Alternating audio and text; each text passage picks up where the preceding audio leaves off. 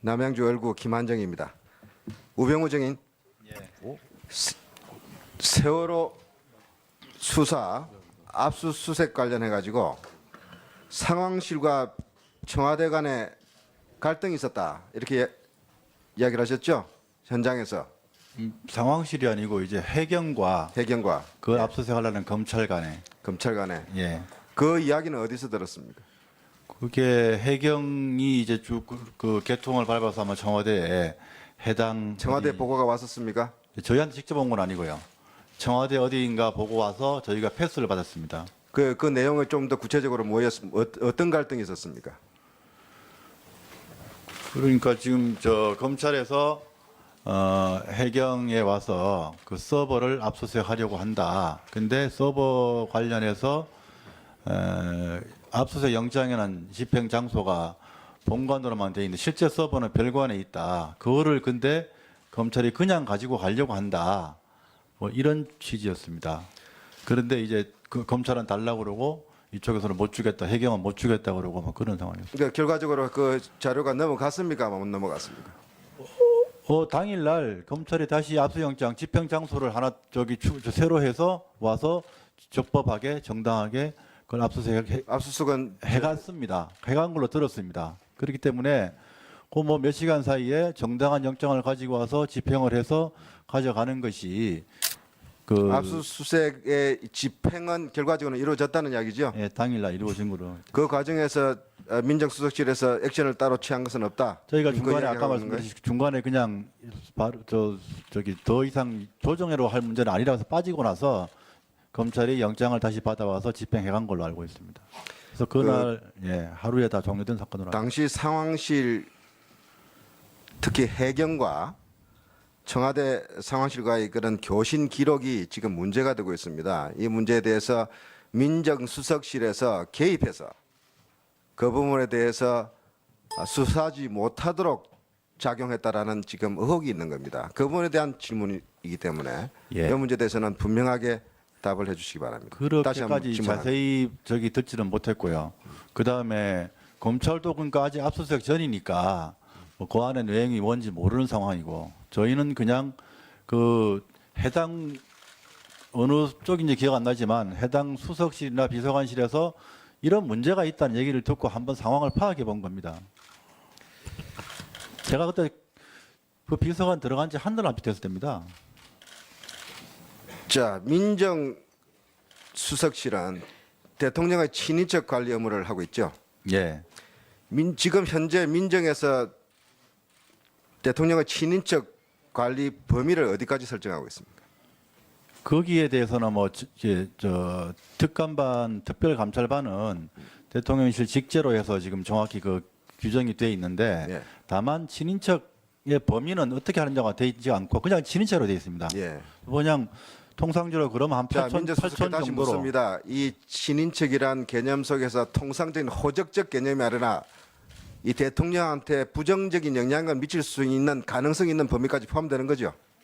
뭐 그렇게 볼 그게 수도 상식 있습니다. 아닙니까? 예. 옛날에 사직통팀도 그랬고 민정의 친인척 관리는 대통령과 가깝다고 팔고 다니는 자까지 다 포함되는 거 아닙니까? 예. 그죠? 2007년 한나라당 대통령 후보 경선에서 박근혜 후보와 최태민 씨 일가 간의 복잡하고 의혹의 관계에 대해서 중요한 이슈가 된 적이 있습니다. 심각하게 논의가 된 거 기억하고 계십니까? 저는 그 무슨 경선 캠프나 대선 캠프나 뭐 그럴 때 공부하다 간 게 아니기 때문에 민정수석으로서 대통령 주변을 관리해야 될 주무비서관, 수석비서관으로서 이러한 사실에 대해서 알고 있었냐는 거예요. 관심도 없었습니까? 정확히 알려고 하지 않았습니까? 그런 것이 아니라 그렇게까지 인연이 없었기 때문에 그냥 단순하게 그냥 특감반에다 관리해라는 정도로 지시했었습니다.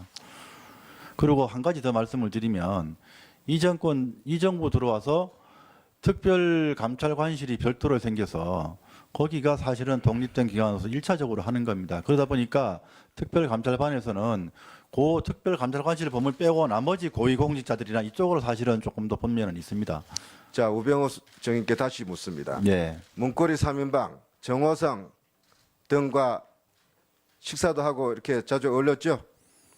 자주라기보다는 뭐 네. 자, 그 속에서 최순실에 대한 이야기가 전혀 한 번도 나온 적 없습니까? 예, 전혀 들은 적이 없습니다. 자, 그리고 근데 그 과정에서 이건 아예 묻지 마라는 그런 느낌 때문에 아예 문제 삼지 않았습니까? 묻지마가 아니라 아예 말을 안 하니까 그냥 저희는 못 들은 겁니다. 예. 자, 민정수석은 보고된 내용만 가지고 업무를 합니까? 친인척 관리에서 제일 중요한 부분이 구멍이 난 거 아닙니까? 그렇습니다. 이렇게 국가적인 피해를 주고 국민들한테 상처를 준, 그리고 대통령 스스로도 이것 때문에 몰락한 겁니다. 민정수석이 그런 면에서 나는 몰랐다, 이건 친인척 규정 아니다, 문고리들이 이야기 안 해서 나는 묻지도 않았다, 국민들이 납득하겠습니까? 어떻게 생각하세요? 뭐 의원님께서 그렇게 말씀하시면 그 질책은 달게 받겠습니다. 추명호 국장, 국정원 국내 정보수집국장이죠. 예, 지금 국정원 추명호를 통해서는 공식적인 보고만 받았다 그랬죠. 공식전 절차로도 보고받았습니다. 만난 건 한두 번 정도밖에 없고, 한 번으로 기억합니다.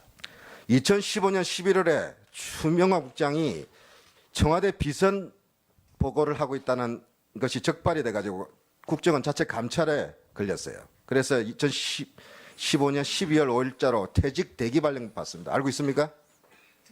이거는 15년? 예, 국회 정보위에서 국정원장이 실토한 겁니다. 그 추명호 국장에 대한 무슨 감찰을 요구한 얘기는 자, 제가 추명호 못 국장이 들었습니다. 예. 민정수석한테 비선 내지는 국정원으로서 국내 정치 상황이나 여러 가지 정보 보고를 직접 한 적이 있습니까, 없습니까?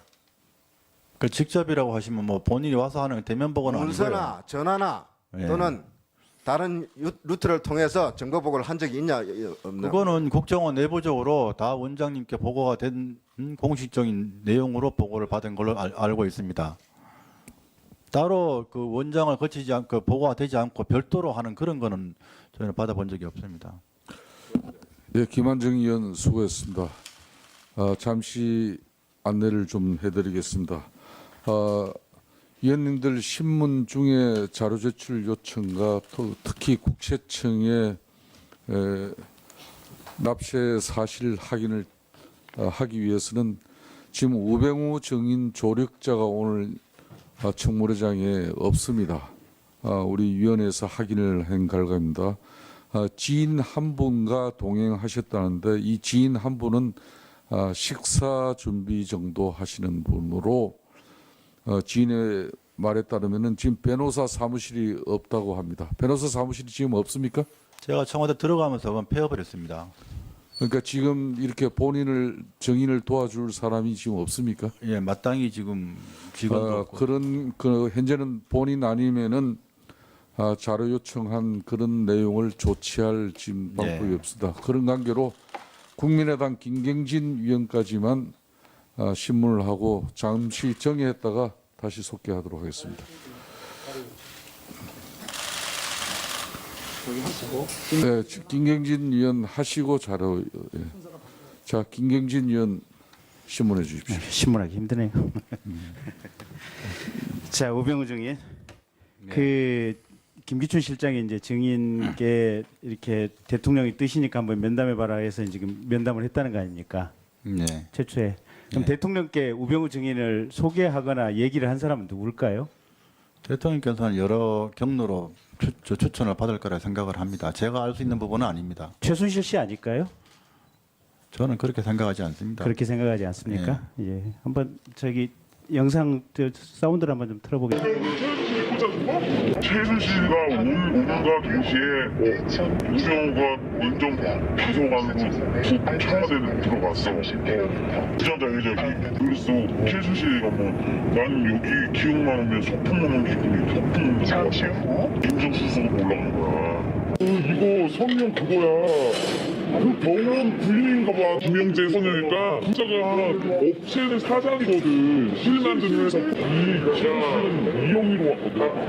컴퓨터에 인형사태 이름을 딴 이름을 넣으니까 그 최순실 이름이 이영희로 들어갔는데 그런가 이 최순실 거 다 맞고 애들끼리는 그래 상하관계도 저도 이런 음성을 변조해서 올리는 걸 참 싫어합니다. 싫어하는데 증인의 장모께서 기흥시시를 운영하는데 저희가 여러 가지 방법으로 기흥시시의 종업원들 또 거기 SDNJ 사무실이 또 그 안에 있죠. 기흥시시 안에 있죠. 본사는 정확히 모르겠습니다. 예. 그래서 그 기흥시시 안에 있는 여러 명들을 저희가 접촉해서 음성을 녹음을 했고 저 녹음한 내용 중에 핵심 부분을 지금 틀어드린 겁니다. 그리고 오늘 저 틀어드린 부분은 각 언론사에 배포를 하겠습니다. 다만 이제 언론사에 저희가 부탁드릴 것은 뭐냐면 저희가 음성 변조를 했는데 저거를 풀 수 있는 방법이 있답니다. 원래 음성으로 복원하는 기술이 동시에 있답니다. 근데 언론사에서 받으시면 저게 복원은 가능하겠지만 굳이 복원해서 그 당사자가 누군지 알려 하시지 말아 주셨으면 하는 그런 언론사에서 신중한 부탁을 드리겠습니다. 그러니까 이제 저 내용인 지금 그렇습니다. 그 최순실 씨가 기흥시시에 평균 2주에 한 번꼴로 왔고 증인의 장모이신 김장자 회장은 최순실 씨만 오면 버선발로 뛰어나가서 이렇게 즐겁게 맞이를 했고 그런 인연으로 해서 증인은 박근혜 대통령에게 민정비서관으로 추천이 됐고 결국은 증인, 최순실, 문고리 3인방 이런 사람들이 다 한 패거리를 이뤄서 이번 최순실 사태의 농단의 주범이다. 이렇게 지금 추정되는 상황입니다. 증인 사실 아니죠? 저는 저런 얘기를 도저히 난 납득할 수가 없습니다. 음성 변조돼 있고 네. 그리고 무슨 뭐 2주에 한 번씩 와서 버선발로 그런 얘기는 저는 납득할 수 없습니다. 한 말씀만 드리면 네. 우리 위원 잘 아실 겁니다. 제 전임 민정비서관은 제 검찰 4년 후배입니다.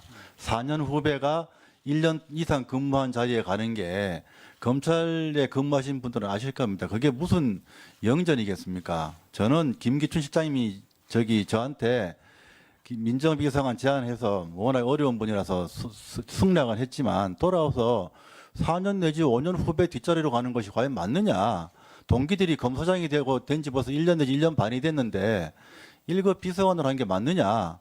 사실 나름대로 고민을 상당히 많이 대략 했습니다. 이제 증인 말씀의 취지는 알겠고요. 인사청탁이나 무슨 발탁이라고 보는 것 자체가 저는 그건 알겠습니다. 예. 네, 그만하시죠. 근데 이제 제가 굳이 얘기를 드리면 증인은 여러 가지 이유로 돈은 굉장히 많고 권력에 대한 욕구는 굉장히 강한 사람입니다. 그래서 증인이 검사장 입성에 실패를 하고 변호사 1년을 하면서 어떻게든지 권력의 핵심으로 복구할까 절치부심했을 것이고 그것 때문에 민정비서관 자리에 대해서도 아주 고맙게 들어가지 않았을까라는 것이 제 추정입니다. 뭐 증인 말씀하신 거 뭐 제 추정이 틀린 거겠죠. 굳이 답변 안 하셔도 됩니다.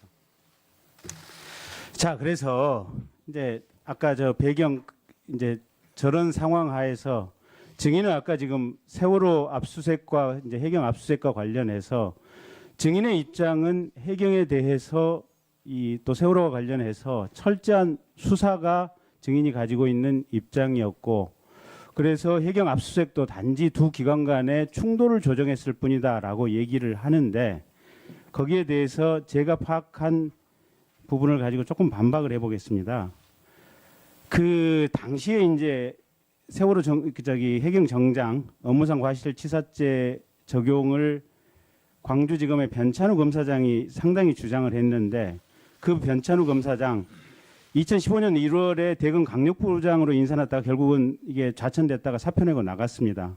그다음에 그때 당시에 이게 하도 법무부에서 또 민정에서 이게 반대가 심하니까 대검 내의 각 과장들에게 법리 검토를 시켰는데 대검 과장이던 손영배 부장검사가 이게 업무상 과실치사죄로 기소되는 게 맞다고 주장을 했는데 유일하게 대검 과장급 중에서는 인사를 받으면서 북부지검 과장으로 좌천성 인사를 받았습니다. 그리고 또 하나가 그 세월호 특위를 구성하는 데 있어서 수사권 기소권 문제를 가지고 악착같이 싸웠습니다. 여기 있는 의원님들 다 기억하실 겁니다.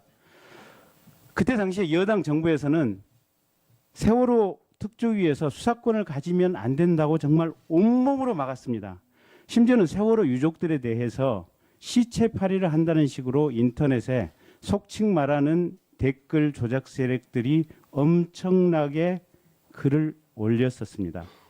그리고 세월호 특조위 기간 연장 문제를 가지고도 박근혜 대통령이나 이 정부 거의 경기에 가까운 거부 반응을 보였습니다.